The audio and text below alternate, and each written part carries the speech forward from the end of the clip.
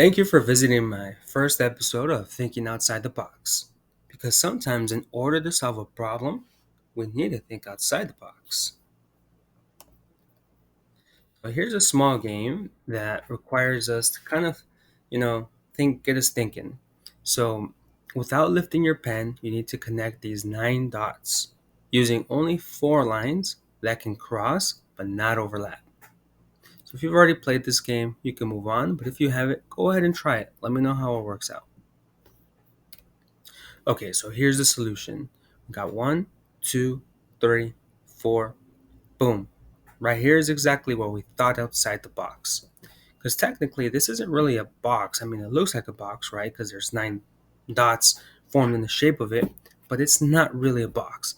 And so this kind of helps us understand. Hopefully, this can help us understand that there are problems outside in real life, outside of this little, demonstration that exists, right? So here's a small example that I came up with, like just to buy my first house, right? I mean, there are obstacles that I have to overcome. There are things that I need to do, and sometimes I am required to think outside the box just to solve some of these problems.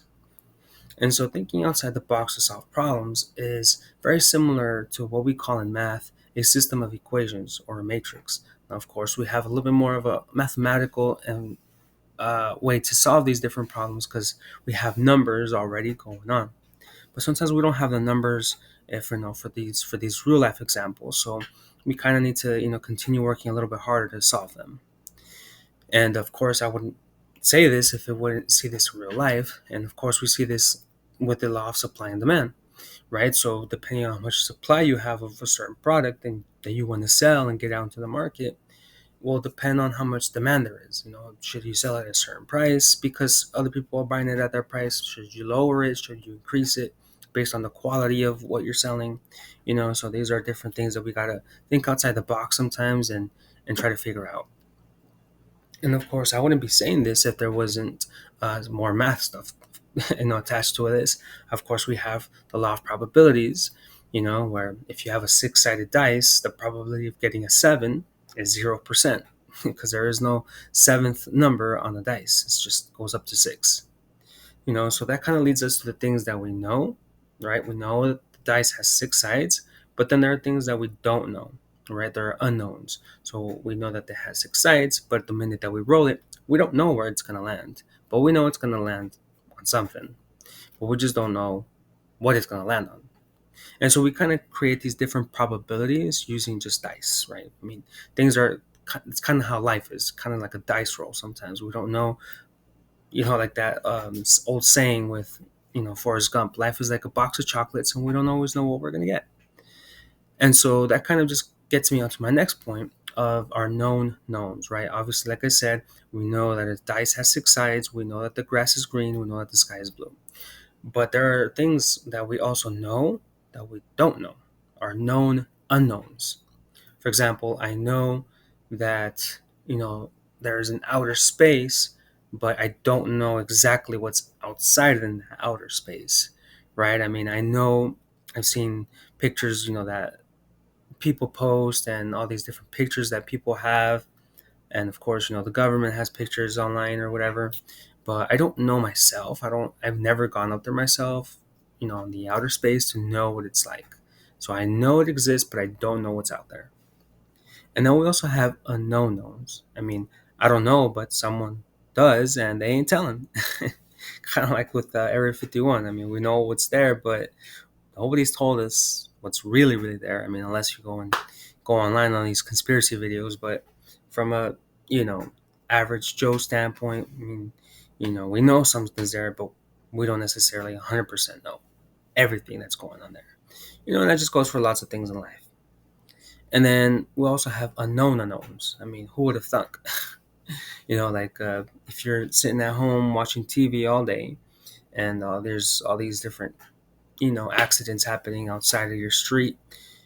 If you're home all day and you don't even go outside, then how would you even know that this even happened? You don't even know what you don't even know.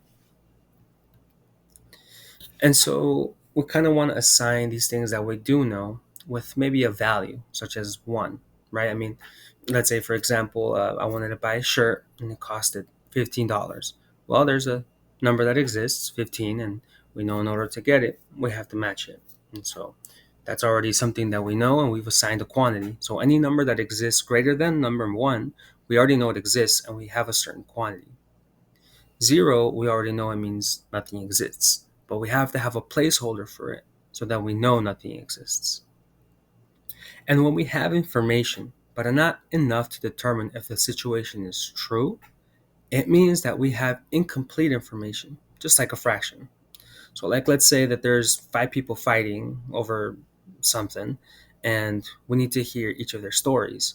Well, if we've only heard three of those five people's stories, then we have a fraction of the story, right? We only have three-fifths of the story, so to speak. And negative numbers represent things that we already know exist, but on the opposite side.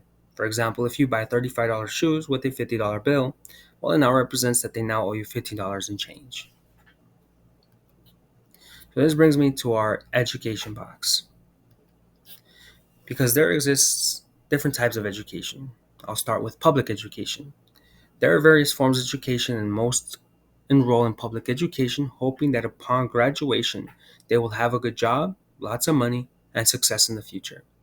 During the 12 years of public education, teachers continually tell students that everything they are learning is so that they are ready for the next grade, from first grade to second grade, and can eventually graduate, like high school, and choose a college or university that can help them seek that desired salary or career.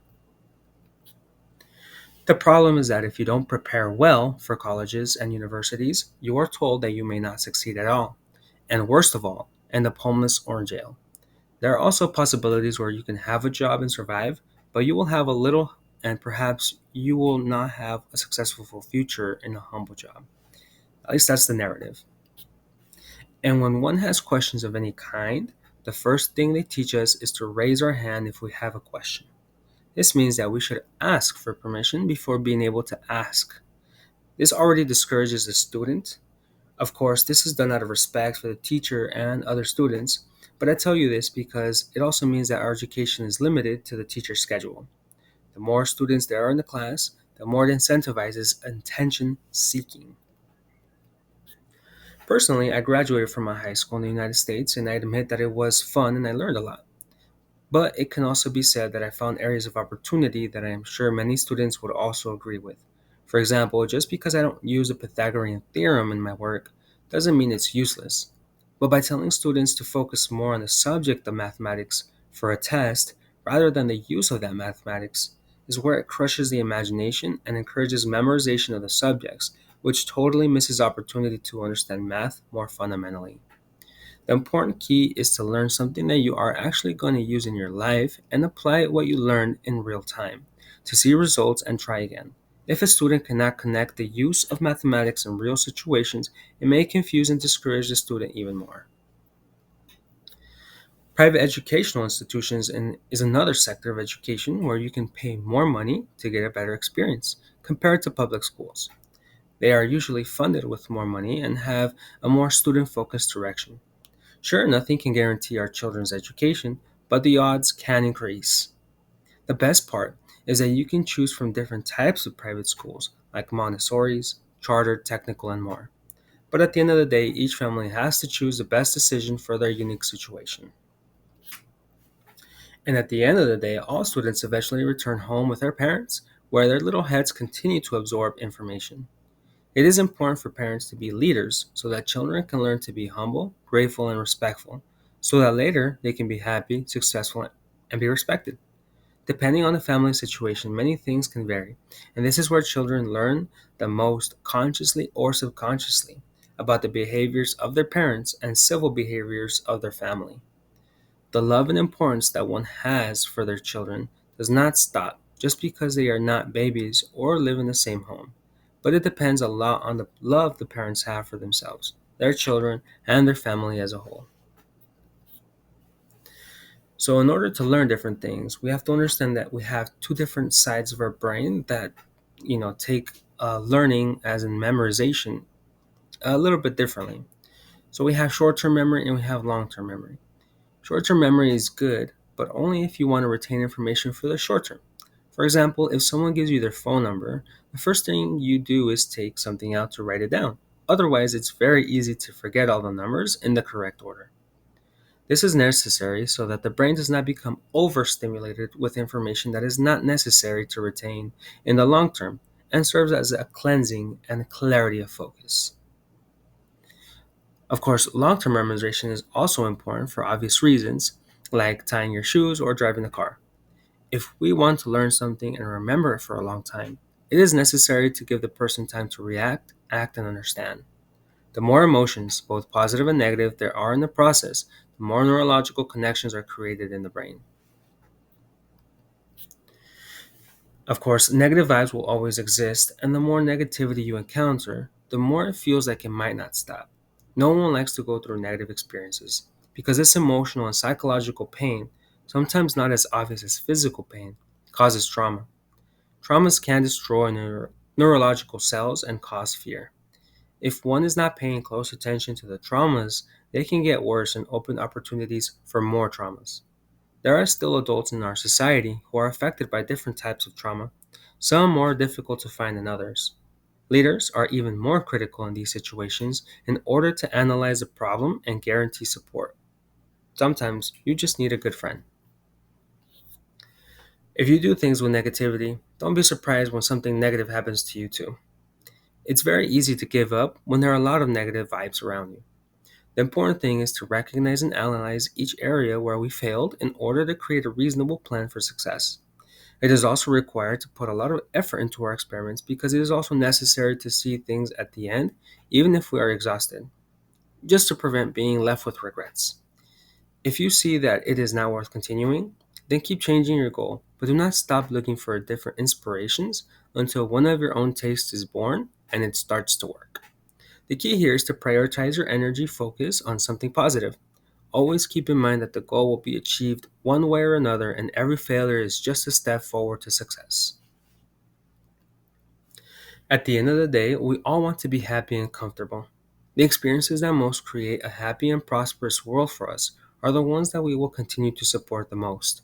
It is important that any team, job, or family have leaders of all kinds to improve the conditions of a community. Sometimes it's as easy as helping grandma cross the road, but it can also be as difficult as rescuing a baby from a burning building. The key is to understand why you should never give up. So, on top of never giving up, also never limit yourself. Do everything you can. Fulfill your heart. Do anything you want to do in life. Don't limit yourself and live your best life. So, continue thinking outside the box, my friends, and have a wonderful day.